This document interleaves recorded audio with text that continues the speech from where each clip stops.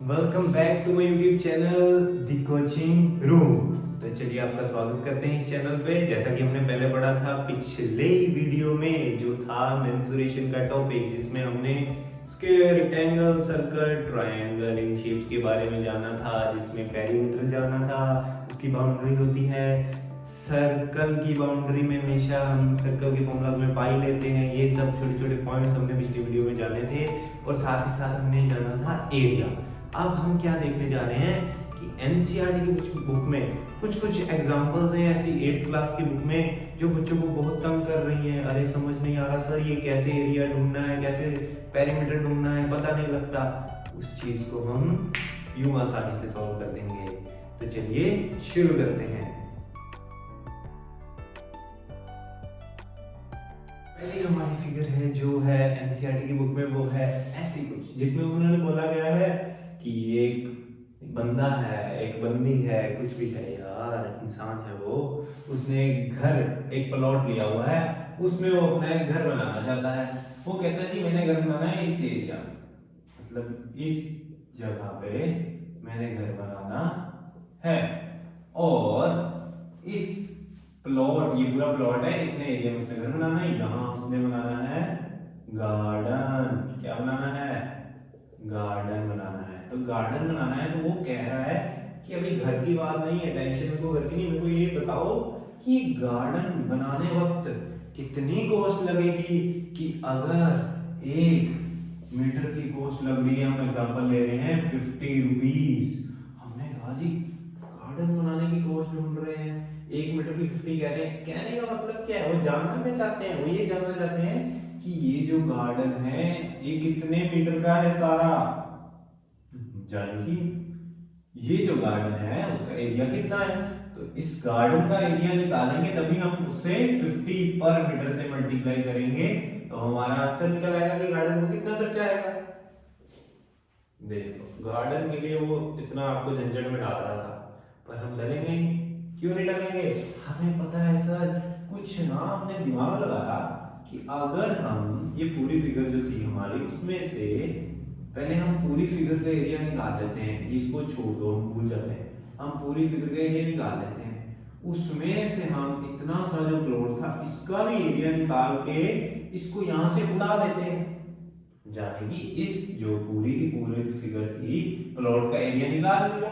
Plot का area निकालने के बाद हमने बीच वाले घर जो बनाना है उसका एरिया निकाल के उसको हटा दिया। हटा दिया मतलब माइनस कर दिया।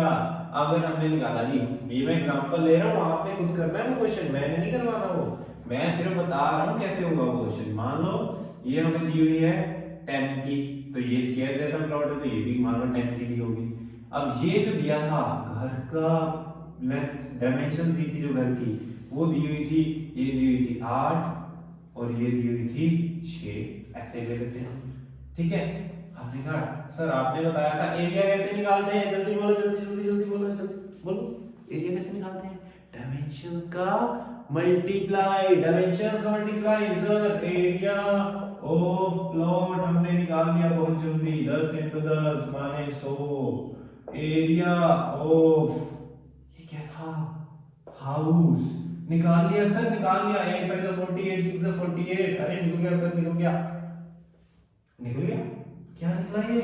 अभी तो हमने सिर्फ और सिर्फ इसका एरिया और इसका एरिया निकाला है, हमें तो इस गार्डन का एरिया निकालना है। तो सर अगर 100 एरिया जो है पूरे प्लॉट का है, उसमें से घर कितना एरिया ले रहा है? 48, तो बाकी एरिया किसका आ जाएगा? अच्छा अच्छा अच्छा, 100 में से 48 गए तो कितना बचा? फटाफट ना कैलकुलेशन कैसे करनी है। 48 किसके करीब है? 50 के। 100 में से 50 गए, 50 बच गए। अब दो और बच रहे हैं, मतलब वो 50 नहीं ले रहा, 48 ले रहा है, तो 50 + 2 दैट इज 52। अरे माइनस करना ही सिखा रहा हूँ, समझो।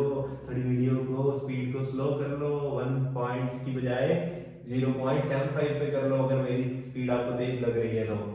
आप ये चीज देखो कि हमने एरिया ऑफ प्लॉट निकाला था 100 पूरे का, फिर हमने हाउस के एरिया निकाल लिया इतने का 48, तो बाकी एरिया क्या होगा? 100 में से 48 हिस्सा किसने लिया हुआ है? घर में। बाकी एरिया गार्डन ने लिया होगा, बाकी एरिया हमने माइनस करके निकाला 52। तो एरिया ऑफ गार्डन कितना आ गया? 52। ये मान लो हम किस में निकाल रहे थे, मीटर में सारा कुछ। तो 1 मीटर को कितना लग रही थी कॉस्ट, ये कॉस्ट ऑफ 1 मीटर कह रहा था 50 लग रही है गार्डन बनाने में। तो कॉस्ट ऑफ 52 मीटर कितनी लग जाएगी, 52 इंटू 50 रुपीज। जो आंसर आया वो हमारा आंसर कहलाया। हो जाएगा, लग गई समझ। चलिए एक फिगर ऐसी भी देखिए, अरे अरे अरे अरे अरे ये क्या लग रहा है, कैप्सूल लगा रहा है थोड़ा थोड़ा, दवाई लेने की दिक्कत है हमें ना।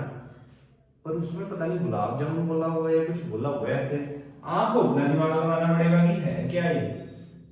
अरे ये देखो एक रेक्टेंगल दिख रहा है यहाँ से, और आधे आधे दो सर्कल दिख रहे हैं हमें। तो सर हमें तो इसी में दिमाग लगाना है। तो हमें उन्होंने पूछ लिया कि मान लो इसकी बाउंड्री ढूंढनी है, बाउंड्री ढूंढनी है सर, हाँ जी हमें इसकी बाउंड्री ढूंढनी है। पहले तो हमें दिख रहा है कि दो सर्कल है, इसको एक बना दो, दो सर्कल है, आधे आधे दो सर्कल है, दो सर्कल और कितना कितना है, आधा और आधा, आधे से मल्टीप्लाई कर दिया इनटू उड़ीसा पेरीमीटर, यानी कि सर्कमफ्रेंस ऑफ सर्कल। बाउंड्री ढूंढ रहे हैं ना हम, इसकी बाउंड्री ढूंढने हैं। तो बाउंड्री क्या होगी सर, इसका फॉर्मूला था, इसका फॉर्मूला था ओ सर, उसका फॉर्मूला था, अरे नहीं याद आ रहा, बनाने दो सर। आपने बोला था कि ऐसे ऐसे ऐसे सर्कल होता है, सर्कल में हमेशा एक आता है पाई, आता है पाई, और कितना इसका डायमेंशन है, डायमेंशन को प्लस करते होते ना पेरीमीटर में या सर्कमफ्रेंस में। तो डायमेंशन इसकी क्या होती है हमेशा, ये नहीं डायमेंशन होती, ये होती है, ये सीधी जा रही है ना लाइन, ये इसकी ये वाली लाइन।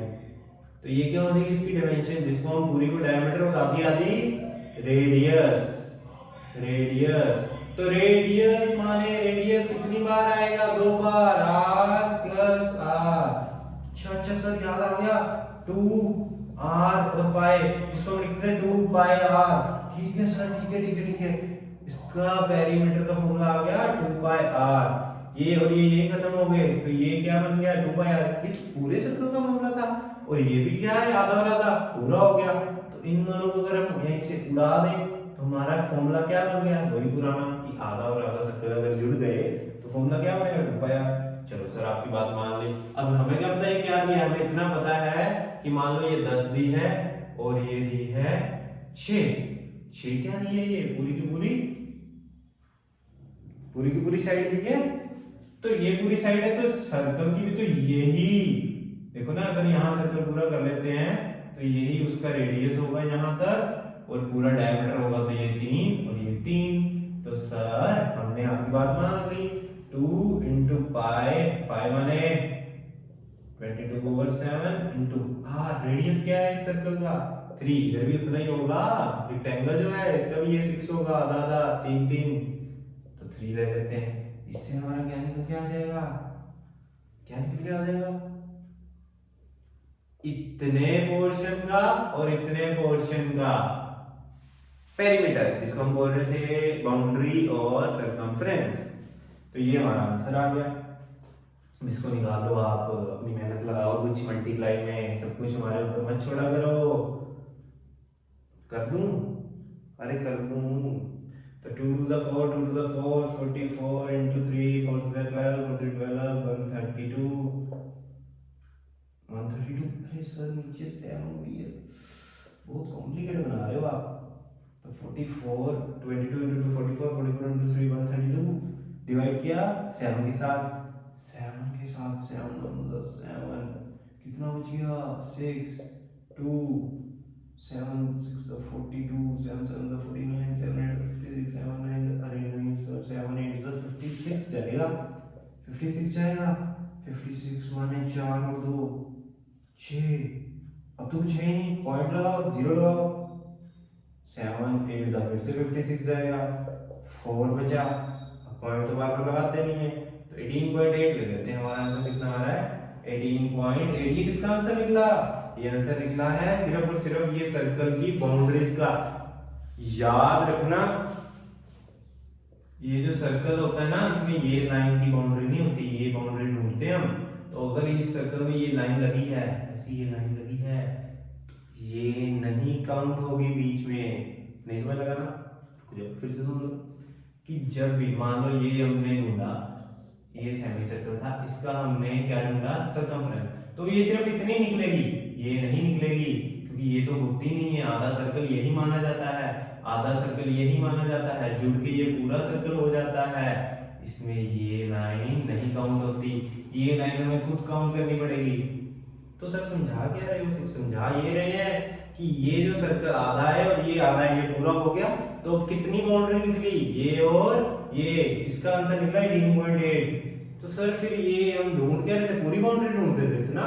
तो सर ऐसे करते हैं कि इसको तो आपने मना कर दिया ढूंढने के लिए, ये थोड़ा ढूंढेंगे हम, तो बाउंड्री ऐसे ढूंढ रहे हैं। तो ये कितनी थी, 10, ये भी क्या होगी 10, इसमें प्लस कर दो,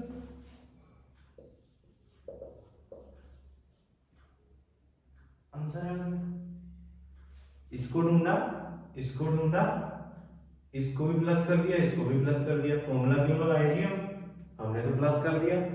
हमारा आंसर किसका आ गया, पूरी की पूरी फिगर की बाउंड्री का। बोला जल्दी की समझ लगी?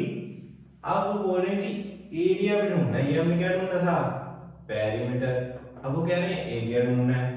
अब एरिया भी ढूंढ लेते सर, आपने बता दिया आधा और आधा पूरा, एक सर्कल बन गया, एक सर्कल का, पूरे सर्कल का एरिया होता था पाए, तो पता है नहीं आना है, डायमेंशंस का multiply dimensions, radius into radius, तो मतलब पाई आर स्क्वायर आ गया sir, pi by 7 into R, R क्या था 6, अरे नहीं 6 तो डायमीटर था, आर था आधा आधा, 3 3 3 इनटू 3 कर दीजिए, 3 0 9 इनटू 18 इनटू 198 अपॉन 7, इसका डिवाइड कर दीजिए, 7 से 14, 7 8 से 56, फिर से पॉइंट लगा दीजिएगा और 2 बचेगा, 7 तो ये आ गया जी 28.2, ये क्या आ गया, ये 9 है, 9 है, ये 9 198 अपॉन 7, ये क्या निकला सर, ये एरिया निकल गया इस पूरी फिगर का और इस पूरी फिगर का, मतलब पूरे के पूरे सर्कल का एरिया क्या आ रहा है 28.2।